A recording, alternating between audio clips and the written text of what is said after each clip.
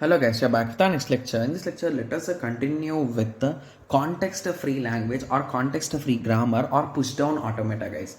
To be clear, in the last lecture, we have completed the discussion with respect to finite automata or regular languages, right? Yes. So now let us continue with the context-free languages, guys. So basically, to be clear, context-free languages are used in parsing of compiler designing, guys. Okay. Yes. So anyway, we'll be discussing in detail about this context-free grammar and all those things in compiler designing. So don't worry. Okay. Yes. So in this subject, we'll be mainly concentrating on these machines only. Yes. Okay. So in this lecture, let us learn in detail about push-down automata, guys. I'll be taking an example, and in the next lecture, I'll be continuing with some more examples. Okay. Yes. Okay. So basically, push-down automata, okay, belongs to context-free grammar, right? Yes. And it uses what, guys? It uses context-free language. Okay. Yes. So as in same way of a deterministic finite automata. So finite automata are of four types, right? In there are three types, you can say. So deterministic, non-deterministic with epsilon. So in the same way, context-free languages are also divided into two types. So the first type is a non-deterministic push-down automata, and the other is a deterministic push-down automata. Okay, so to be clear, when I have discussed with respect to finite automata, I clearly told that all of their individual power is exactly same, right? Yes. But when it comes to push-down automata, power of non-deterministic push-down automata is greater than power of deterministic push-down automata. So once the power is different, this will be a best question to ask in examination, right? To confuse us. Yes. So this is one of the top most asked question in PYQPs, guys. Okay. Yes. So anyway, we'll be discussing them. So at that time, anyway, you will understand this. So don't worry. So please remember it, guys. So power of a push-down automata, non-deterministic push-down automata is greater than power of a deterministic push-down automata. Got it? Yes. Okay. So now everyone understood, right? Yes. Okay. So now instead of thinking about the theory, how it is working and all those things, let us directly jump into one of the most important example and one of the best example to solve. So if you recall, can we construct a DFA to say that a power n equal to b power n? The answer is no. We can never construct a DFA to equate some things, right? So to compare values, we can never create a DFAs, guys. Remember it, okay? Yes. So, but when it comes to comparing values and comparing two values only. So if you can't to compare three values, it is not possible in push-down automata. But if you want to compare two values, like whether they are equal, whether one is greater than other, so in that way, so at that time it is possible using push-down automata. So that is what we will be learning in this lecture, and I will be showing you how exactly it will work, guys. Okay. So please concentrate. First I will say how it will work.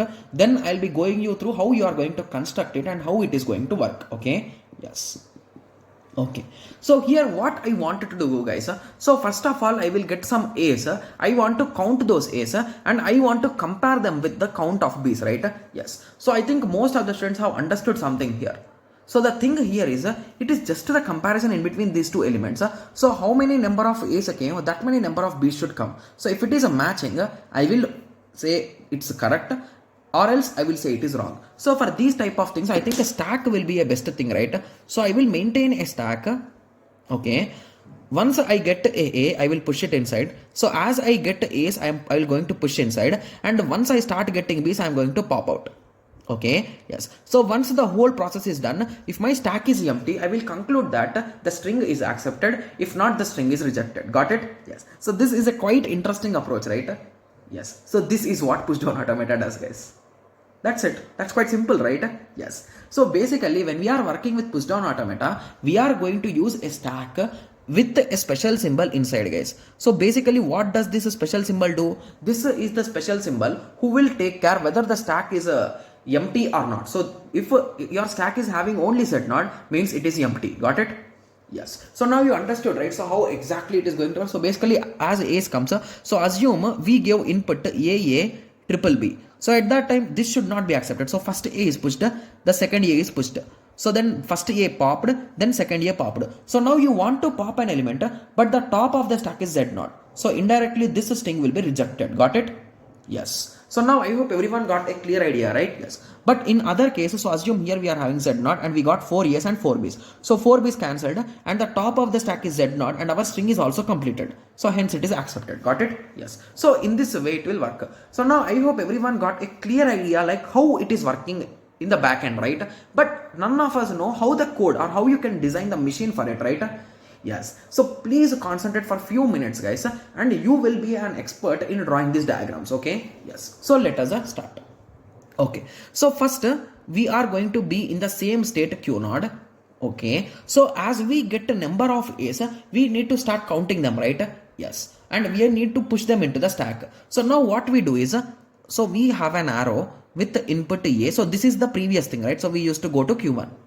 Okay, so now what we do is along with this we are going to print or we are going to show the current status of a stack, guys. So as this is the first state, what will be the stack, guys? It will have only Z0, right? So write Z0 here. So if I pushed A inside, what will be the thing? So A will be on the top, so A Z0 will be my updated stack. So that is the transaction. Got it? So in that way we are going to represent it, guys. Okay, so once the first element is inside, after that I can push as many A's as I want, right? Yes. So if I am pushing continuously infinite A's, so it's a long-term process. So I can maintain a loop. So in always the loop, remember one more thing. So whenever you are writing the stack status, write only one element, guys, or two elements. Two elements will be enough. Don't write all the list. So Z0. So that thing will confuse you. So that is the reason why just write one or two elements. It will be enough. So now what am I trying to do? I'm trying to insert A, right? Yes. So what is my top of the stack? Sorry. Yeah. Once I push it, so what is the top of the stack previously? So it is A only. And what will happen after I push my element? It becomes a double A. So in this way it is going to work, right? So here I represented only one element. So basically this case you can assume here. Okay, yes. So now the top element is A. So that's what I have written here. So now I inserted new A. So now my top will be AA, right? Two A's will be there, one after the other, right? Yes. Okay. So now assume that we have inserted 1, 2, 3, 4, 5. So we have inserted 5 A's now, right? Yes. So now assume that a 5 B's started coming. So first B come inside. So once the first B comes inside, what we should do, guys? So we should pop this topmost A, right? So now my current top is A and I want to pop it out. So once I pop it out, what will happen to the top? It will be empty, right? So indirectly the top will move to the bottom, right? Yes. So indirectly at that moment of time it is empty, right? So that is the reason why we represent with epsilon. So here epsilon indicates we are popping some elements. Got it? Yes. So now we will be moving on to Q node, and in Q node I can do this popping continuously for infinite amount of time as per my string, right? So as I get to B and as I found A on the top, I will continuously pop. So popped and everything is popped. So now if I observe here carefully, my particular string is done, right? Yes. So once the string is done, we assume that we are having epsilon at the end, and at the start also we are having epsilon. So epsilon, this thing and epsilon. Okay. Yes. So once you find epsilon, if our top is a Z node, you will replace that Z node with a Z node and you are going to go to the final state.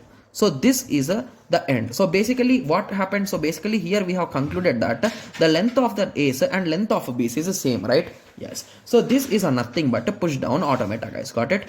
Yes. So what did we do here exactly? So we have compared A power n and B power n. So assume that here we got one extra A. So at that time here at the top, can it be Z naught? No, you will be left out with one A. But assume that in other case, assume that we got one extra B. At that time here you will have B. So indirectly that's also not possible, right? Yes. So in that way it will work, guys. So now you understood, right? So how exactly we are working with this push down automata?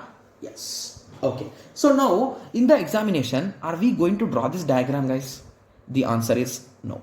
So this is an MCQ based question. So the questions will be, he will give you a question, there he will say A power n, B power n, where n is greater than or equal to 1. He will ask, can we draw a deterministic push down automata for it or not? Yes or no? True or false statements. So in that way we get questions, guys. So our goal should be on the analysis rather than drawing. Okay. Yes. But please practice drawing also, because in GATE 2021 set 1, I think there was a question, he gave the diagram and he changed this representation itself completely. which I think I did not answer it correctly. Okay, yes. Okay, so he changed this representation completely. So at that time, I'm literally confused, like what exactly he's trying to say. So those type of things are also possible. So please practice these diagrams. Okay. Yes. So now you understood, right? So I'll be going through the theoretical concept now. Okay. Yes. So this is the diagram which we got also, right? Yes. It's exactly matching based on our diagram. Okay. So now let us go through the theory. Okay. So we already understood the limitation of finite automata, that it cannot do infinite comparison. So basically comparisons are not possible, like a power n, b power n. So this is what we have learned, right? Yes. So basically for finite automata, if you add this stack, it is a nothing but a push down automata, guys. Got it? Yes.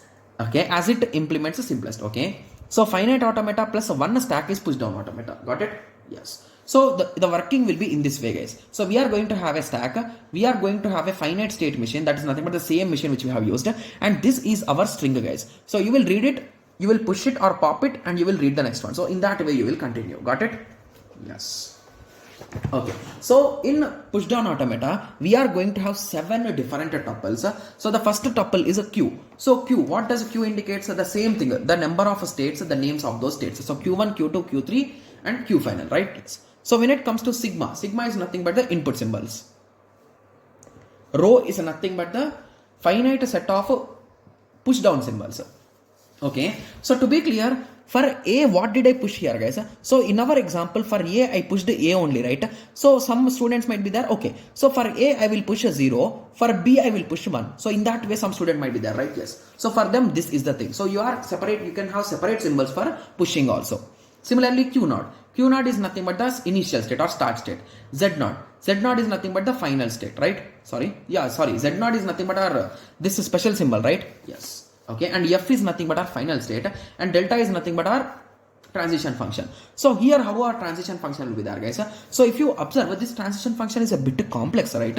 Yes. So it is having a Q with a particular operation with row, and you are going to have Q into row star. So we are going to perform some operation like push, pop and skip. Okay. Yes.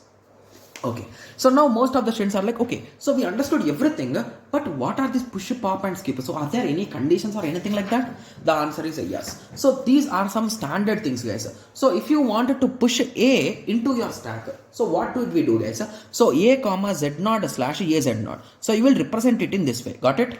Yes. So what about pop? If you recall, we represent with epsilon. That's it. So the same statements I have written for our understanding, guys. Okay. And similarly, if we want to skip, so if we want to skip, you just don't do anything, guys. So qi comma a comma z naught, qj z naught. So basically, did I push anything? No. Did I pop anything? So is there any epsilon? No. So basically, push did not happen, pop did not happen. Means it is a skip. Got it?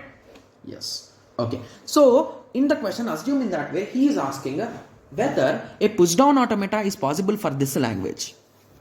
Okay, so whenever we are working with limited language, so basically, is it a limited language, guys? Yes. Is it an infinite language? No. So remember, anything which is a finite is a regular, guys. Okay. Anyway, I'll be explaining you this in detail when we are discussing PYQBs, guys.